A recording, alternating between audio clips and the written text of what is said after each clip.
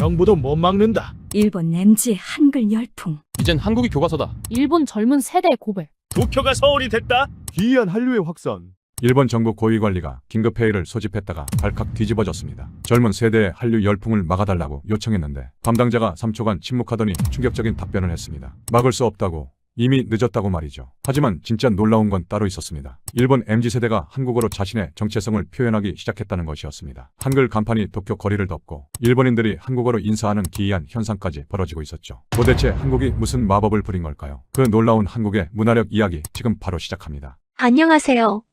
저는 일본 게이오 대학교에서 문화경제학을 가르치고 있는 마이클 앤더슨입니다. 미국에서 태어나 이 땅에서만 15년을 살아왔어요. 동아시아 문화 산업을 연구한 지는 20년이 넘었죠. 그동안 수많은 문화 트렌드의 흥망성쇠를 지켜봤습니다만 최근 일본에서 벌어지고 있는 현상은 정말 예상치 못한 일이었어요. 작년 가을 강의 시간이었습니다. 저는 학생들에게 한류에 대해 설명하고 있었죠. 2, 3년 전부터 한류는 이미 정점을 지났다고 이제는 새로운 문화 트렌드를 주목해야 할 때라고 말했어요. 그런데 강의실 뒤편에서 웃음소리가 들렸습니다. 처음엔 제가 뭔가 잘못 말한 줄 알았어요. 하지만 학생들의 표정을 보니 그게 아니더라고요.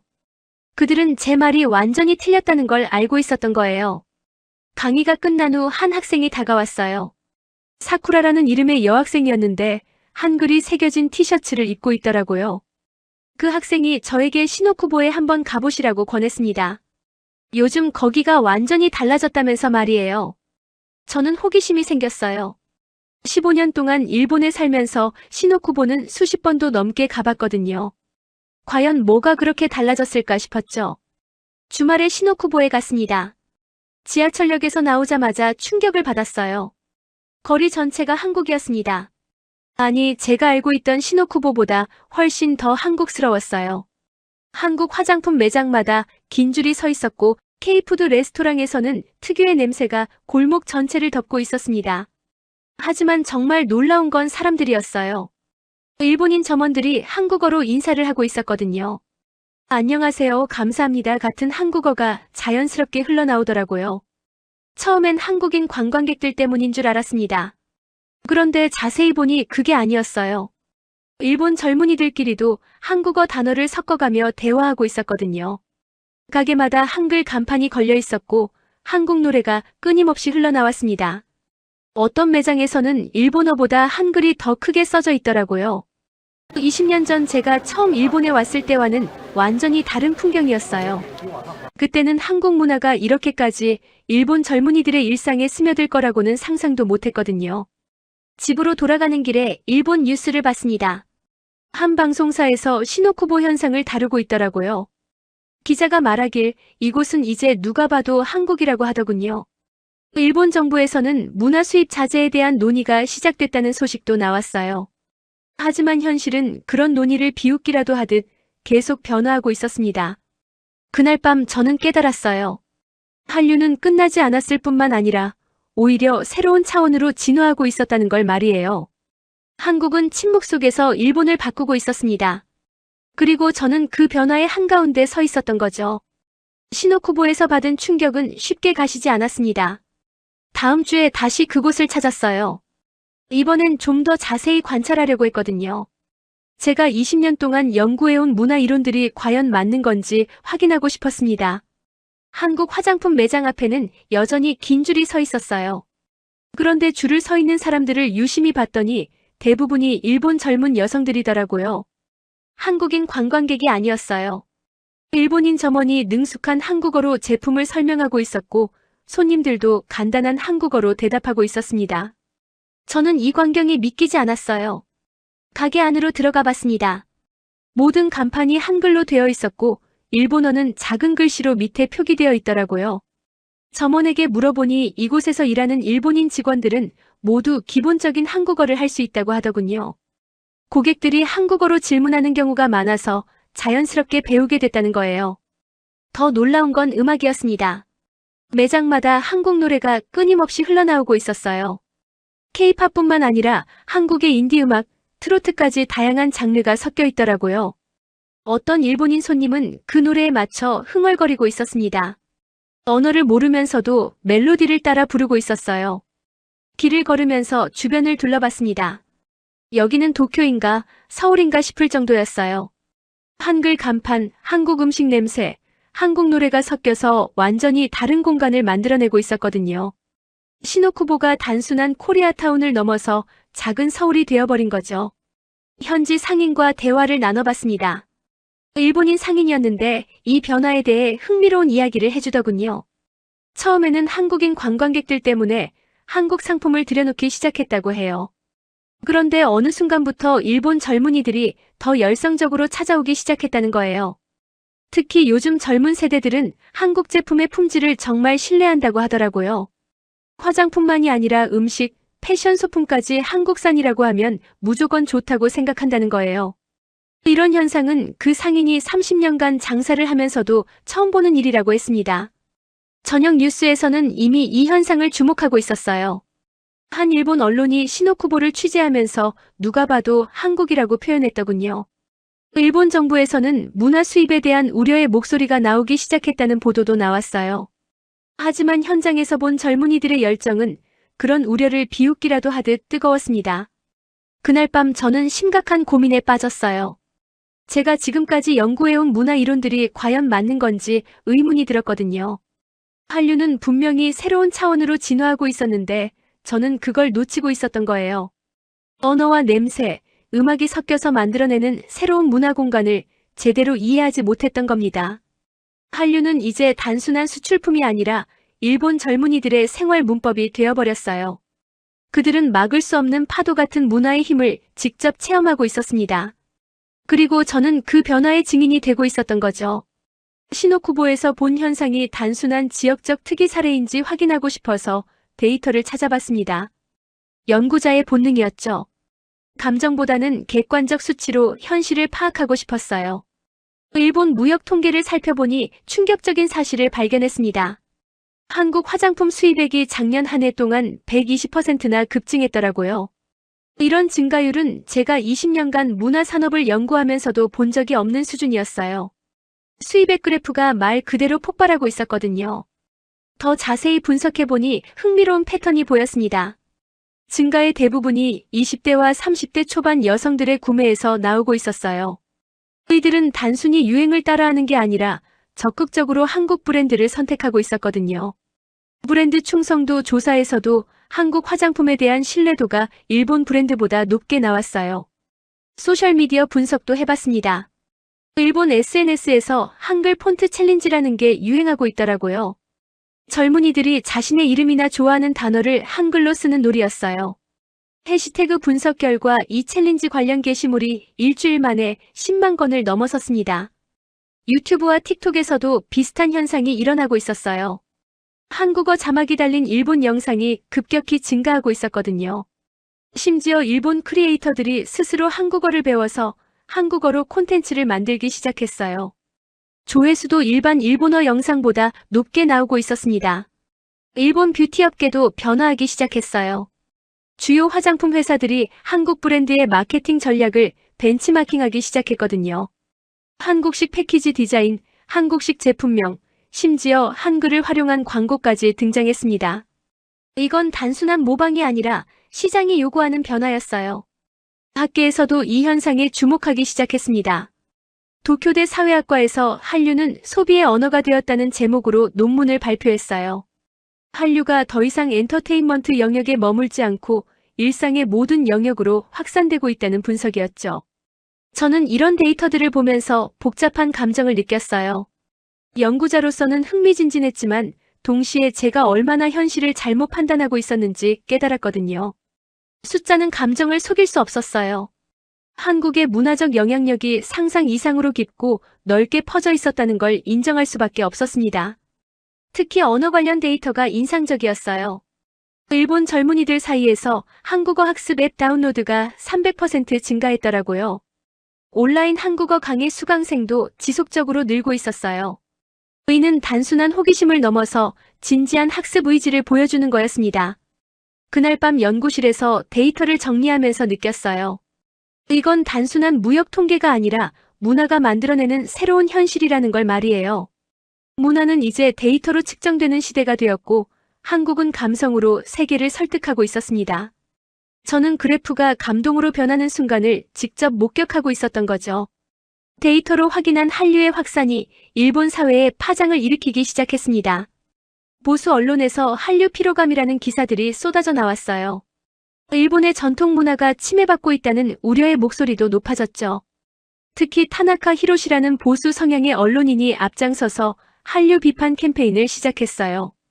그는 매주 칼럼을 통해 일본 젊은이들이 자국 문화에 대한 자부심을 잃고 있다고 주장했습니다. 순수한 일본 문화를 지켜야 한다는 논리였죠. 일본 정부 내에서도 문화 자립에 대한 논의가 시작됐어요. 문화체육관광성에서는 일본 전통 문화 진흥 예산을 늘리기로 했다고 발표했습니다. 암묵적으로 한류 확산을 견제하려는 의도였죠. 하지만 정작 젊은 세대들의 반응은 정반대였어요. 소셜미디어에서는 문화는 자유다라는 해시태그 운동이 시작됐습니다. 젊은이들이 자신이 좋아하는 문화를 선택할 권리를 주장하기 시작한 거예요. 정부나 언론이 문화 취향을 간섭할 권리는 없다는 목소리가 높아졌어요.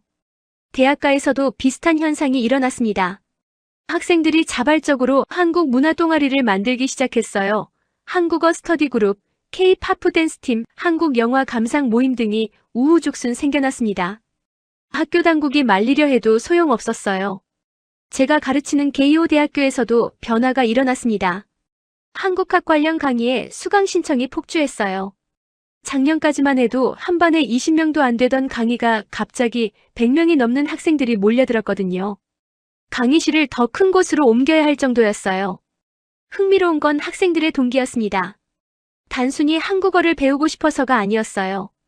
한국 문화를 통해 자신들만의 정체성을 찾고 싶어 했거든요. 기성세대가 만들어 놓은 틀에서 벗어나고 싶다는 욕망이 한국 문화와 만나면서 폭발한 거였어요. 정치권에서도 이 문제가 쟁점이 됐습니다. 일부 정치인들이 문화 종속 우려를 제기했지만 여론조사 결과는 정반대였어요.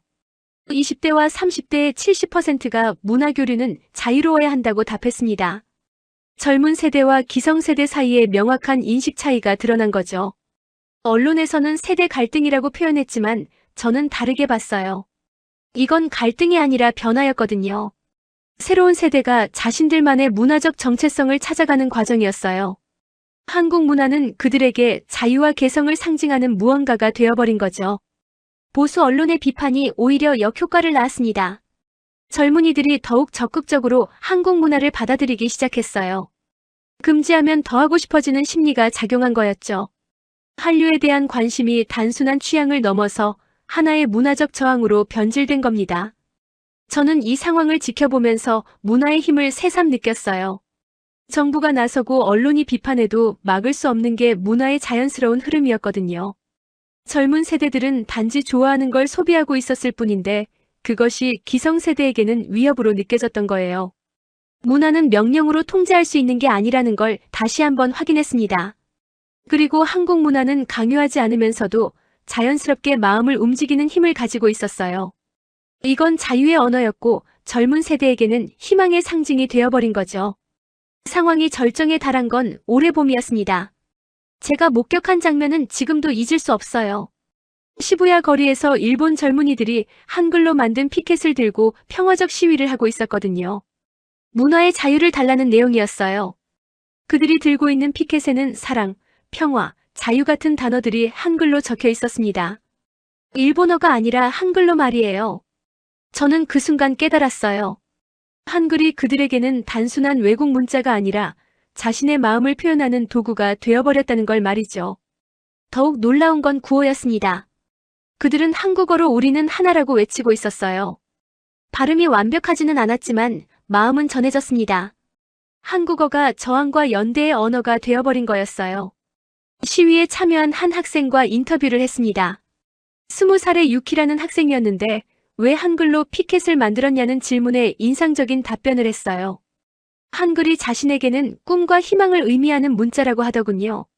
일본어로는 표현할 수 없는 감정을 한글로는 표현할 수 있다고 했어요. 그 학생은 자신의 스마트폰을 보여줬습니다. 화면의 모든 설정이 한국어로 되어 있더라고요. 심지어 친구들과의 메시지도 한글과 일본어가 섞여 있었어요. 한글은 그에게 트렌드가 아니라 일상의 일부가 되어버린 거였죠. 언어학자로서 저는 이 현상을 분석해봤어요. 언어가 단순한 의사소통 도구를 넘어서 정체성의 표현 수단이 된 거였어요. 일본 젊은이들이 한글을 통해 기성세대와는 다른 자신만의 문화적 정체성을 만들어가고 있었던 겁니다. 더 깊이 조사해보니 온라인에서도 비슷한 현상이 일어나고 있었어요. 일본 젊은이들이 운영하는 블로그나 SNS에서 한국어 단어들이 자연스럽게 섞여 사용되고 있었거든요. 예쁘다는 뜻으로 예뻐, 맛있다는 뜻으로 맛있어 같은 표현들이 일본어 문장에 자연스럽게 들어가 있었어요. 이런 언어 현상을 분석하면서 저는 확신을 갖게 됐습니다. 이건 단순한 소비 트렌드가 아니라 문화적 동조 현상이라는 걸 말이에요. 언어가 상품이 아니라 정체성이 된 거였어요. 한글은 그들에게 트렌드가 아니라 표현의 수단이 되어버린 겁니다. 대학교 강의실에서도 변화를 느꼈어요. 학생들이 발표할 때 자연스럽게 한국어 단어를 섞어서 말하는 경우가 늘어났거든요. 처음에는 어색했지만 점점 자연스러워졌어요. 그들만의 새로운 소통 방식이 만들어지고 있었던 거죠. 특히 인상적이었던 건 감정 표현이었습니다. 기쁨이나 슬픔, 사랑 같은 감정을 표현할 때 한국어를 더 선호하는 학생들이 늘어났어요. 한국 드라마나 K-팝을 통해 배운 감정 표현이 그들에게는 더 솔직하고 직접적으로 느껴졌던 거예요. 저는 그날 밤 연구실에서 오랫동안 생각했습니다. 문화는 이렇게 깊게 스며드는구나 하는 걸 느꼈어요. 언어를 통해 전해지는 감정과 가치관이 새로운 세대의 정체성을 만들어가고 있었던 거죠. 한국어는 그들에게 모르는 사이에 서로를 이해하는 다리가 되어주고 있었습니다. 이것이 바로 문화의 진짜 힘이었어요. 강요하지 않으면서도 자연스럽게 마음을 움직이고 언어를 통해 새로운 공동체를 만들어내는 것 말이죠. 한국은 총칼 없이 마음으로 일본 젊은이들과 소통하고 있었던 겁니다. 한류 현상을 더 깊이 이해하기 위해 경제적 배경을 조사해봤습니다. 일본의 경제 상황은 결코 좋지 않았어요. 엔겔 지수가 27.8%까지 상승했거든요. 식료품비가 가계 지출에서 차지하는 비중이 높아졌다는 뜻이었죠. 일반적으로 경제가 어려워지면 문화 소비는 줄어들기 마련입니다. 하지만 한류 관련 소비는 오히려 증가하고 있었어요. 이상한 현상이었죠. 돈은 없어졌는데 한국 제품에 대한 수요는 더 늘어났다니까요. 젊은 소비자들을 인터뷰해봤습니다. 그들은 작지만 확실한 행복이라는 표현을 자주 사용했어요. 비싼 명품을 사는 대신 적당한 가격의 한국 화장품이나 음식으로 만족을 느낀다는 거였어요. 이른바 보상 소비의 새로운 형태였죠. 특히 흥미로운 건 심리적 효과였습니다. 한국 제품을 사용하면서 느끼는 감정이 경제적 스트레스를 완화시켜준다는 거예요. K-뷰티를 바르면서 한국 드라마 속 주인공이 된 기분을 느낀다는 젊은 여성들이 많았어요. 경제학적으로 분석해보니 이해가 됐습니다. 경제는 가난해졌지만 감성은 풍요로워진 거였어요. 물질적 만족을 대신해서 문화적 만족을 추구하게 된 거죠. 한국의 색깔이 그들의 우울을 덮어주고 있었던 겁니다. 코로나19로 인한 경제적 타격도 한몫했어요. 젊은이들이 해외여행을 갈 수 없게 되자 대신 한국 문화를 통해 간접적으로 여행하는 기분을 느끼고 있었거든요. 시노쿠보에 가서 한국 음식을 먹는 것만으로도 충분한 위안이 되었던 거예요. 불황의 심리학이라는 관점에서 보면 더욱 명확해졌습니다. 경제적으로 어려울 때 사람들은 희망을 줄 수 있는 무언가를 찾게 됩니다. 한국 문화가 바로 그런 역할을 하고 있었어요. 밝고 긍정적인 에너지를 전해주는 문화적 비타민 같은 존재였던 거죠. 한국 드라마의 인기도 이런 맥락에서 이해할 수 있었어요. 경제적으로 힘든 현실을 잠깐이라도 잊게 해주는 판타지의 역할을 했던 거예요. 주인공들의 긍정적인 에너지가 시청자들에게 희망을 주었던 겁니다. 음식 소비 패턴도 흥미로웠어요. 비싼 레스토랑 대신 합리적인 가격에 한국 음식점을 찾는 젊은이들이 늘어났거든요. 같은 예산으로도 더 만족스러운 경험을 할 수 있었던 거예요. 한국 음식의 풍부한 맛이 경제적 스트레스를 달래주는 위로의 역할을 했죠. 저는 이 현상을 보면서 문화가 가진 치유력을 새삼 느꼈습니다. 한류는 단순한 엔터테인먼트가 아니라 불황의 위로였던 거예요. 경제적으로 어려운 시기에 정신적 풍요로움을 제공해주는 문화적 안전망 역할을 하고 있었던 겁니다. 특히 젊은 세대에게는 미래에 대한 희망의 상징이기도 했어요. 한국이 짧은 기간에 이룬 경제 발전과 문화적 성취가 그들에게는 가능성의 메시지로 받아들여졌던 거죠. 우리도 할 수 있다는 희망을 주었던 겁니다. 이런 심리적 효과는 단순한 소비를 넘어서 삶의 태도 변화로 이어졌어요. 한국 문화를 접하면서 더 긍정적이고 적극적인 삶의 자세를 갖게 되었다는 젊은이들이 많았거든요. 문화가 가진 이런 힘이야말로 진정한 소프트 파워라는 생각이 들었습니다. 한류의 영향력이 절정에 달하자 일본 기업들도 변화하기 시작했습니다. 놀라운 건 이제는 일본이 한국을 따라하기 시작했다는 거예요. 제가 20년 동안 일본에 살면서도 이런 역전 현상은 처음 봤습니다. 도쿄의 한 대형 화장품 회사에서 흥미로운 일이 벌어졌어요. 사내 회의에서 한국처럼 하자는 말이 나왔다는 거예요. 한국 브랜드의 마케팅 전략을 벤치마킹하자는 제안이었죠. 불과 몇 년 전까지만 해도 상상할 수 없었던 일이었어요. 일본 브랜드들이 한국식 패키지 디자인을 도입하기 시작했습니다. 화려하고 감성적인 색감, 한글을 연상시키는 폰트까지 사용했어요. 심지어 제품명에 한국어 단어를 넣는 경우도 생겼죠. 완전한 발상의 전환이었습니다. 마케팅 업계에서는 한국 콘텐츠 마케팅 세미나가 붐을 이뤘어요. 어떻게 하면 한국처럼 감성적으로 소비자에게 어필할 수 있는지 배우려는 일본 기업들이 줄을 섰거든요. 예전에는 미국이나 유럽 사례를 연구했는데 이제는 한국이 벤치마킹의 대상이 된 거예요. 일본 언론도 이 변화를 주목했습니다. 문화 주도권 한국이 잡았다는 제목의 기사가 나왔어요. 동아시아 문화의 중심축이 일본에서 한국으로 이동하고 있다는 분석이었죠. 솔직히 일본 언론이 이런 기사를 쓸 줄은 몰랐어요. 더욱 놀라운 건 일본 젊은 크리에이터들의 변화였습니다. 한국 스타일의 콘텐츠를 만드는 게 트렌드가 되었어요. 밝고 경쾌한 음악, 감성적인 영상 및 긍정적인 메시지 등 한국 콘텐츠의 특징들을 적극적으로 도입했죠. 패션 업계에서도 비슷한 현상이 일어났어요. 일본 브랜드들이 한국 아이돌들의 스타일을 참고해서 새로운 컬렉션을 내놓기 시작했거든요. 한국적 감성을 일본식으로 재해석한 제품들이 인기를 끌었어요. 음식 업계는 더욱 직접적이었습니다. 일본 요리에 한국식 조리법이나 양념을 접목한 퓨전 요리가 등장했어요. 한국의 매운맛이 일본 젊은이들 사이에서 인기를 끌자 전통적으로 순한 맛을 선호했던 일본 음식도 변화하기 시작한 거죠. 교육 분야에서도 변화가 있었어요. 일본 대학들이 앞다투어 한국 학과를 신설하거나 한국어 강좌를 늘렸습니다. 학생들의 수요에 맞춰서 교육과정을 개편한 거예요.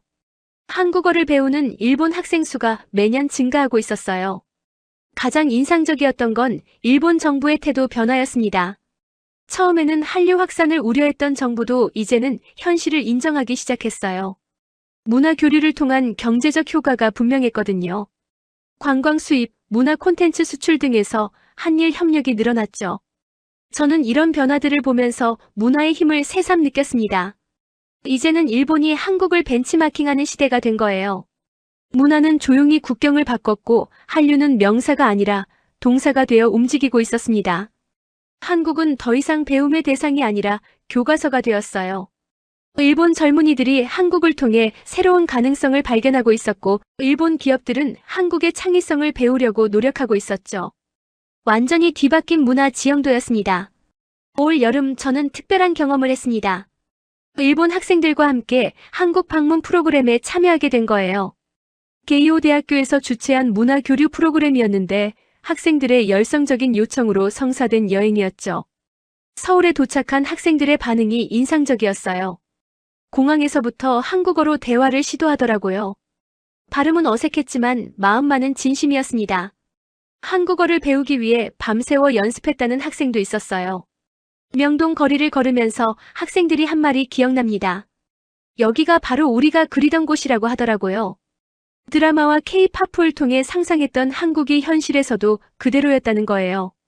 그들에게 한국은 이미 꿈의 나라가 되어 있었던 겁니다. 한국 대학생들과의 만남도 의미 있었어요. 언어는 달랐지만 소통에는 문제가 없었거든요. 음악, 패션, 음식 등 공통의 관심사가 많았어요. 문화가 만들어낸 공통 분모였죠.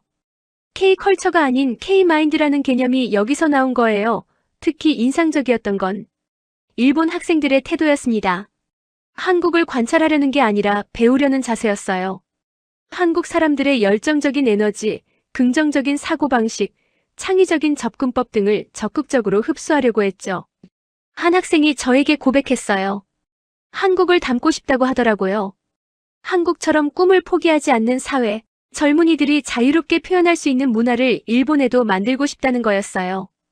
단순한 동경을 넘어선 진지한 바람이었습니다. 마지막 날 학생들과 한강에서 치킨을 먹으며 대화를 나눴어요. 그들은 한국에서 느낀 감동이 평생 잊지 못할 경험이라고 했습니다. 한국 사람들의 따뜻함, 문화의 다양성, 무엇보다 꿈을 향한 열정이 깊은 인상을 남겼다고 하더라고요. 귀국길에서 저는 많은 생각을 했습니다. 지난 1년 동안 목격한 모든 변화들이 주마등처럼 스쳐 지나갔어요. 일본 젊은이들의 한류 열풍부터 시작해서 이번 한국 방문까지 모든 것이 하나의 큰 그림이었던 거죠. 한국이 보여준 것은 단순한 문화 수출이 아니었어요. 상호 존중을 바탕으로 한 새로운 형태의 소프트 파워였습니다. 강요하지 않으면서도 자연스럽게 마음을 움직이는 힘, 그것이 바로 진정한 문화 강국의 모습이었어요. 이제 저는 확신합니다. 힘이 아닌 매력이 세계를 움직인다는 것을. 한국은 강요하지 않았어요. 다만 빛났을 뿐이에요. 그 빛이 일본 젊은이들의 마음을 사로잡았고 새로운 가능성을 열어주었던 겁니다. 문화는 국경을 넘나드는 가장 강력한 다리입니다. 정치는 경계를 그을지 모르지만 문화는 마음과 마음을 잇는 다리를 놓죠. 한류는 단순한 수출품이 아니라 존경의 순환이었어요. 주고받는 마음의 교류였던 겁니다. 15년 동안 이 땅에서 살면서 수많은 변화를 봐왔지만 지금의 일본은 정말 달라요. 젊은 세대가 스스로 마음을 열고 한국을 향해 다가가고 있거든요. 이것이야말로 진정한 문화의 승리라고 생각합니다. 저는 그 역사적 순간의 증인이 될 수 있어서 영광이었어요.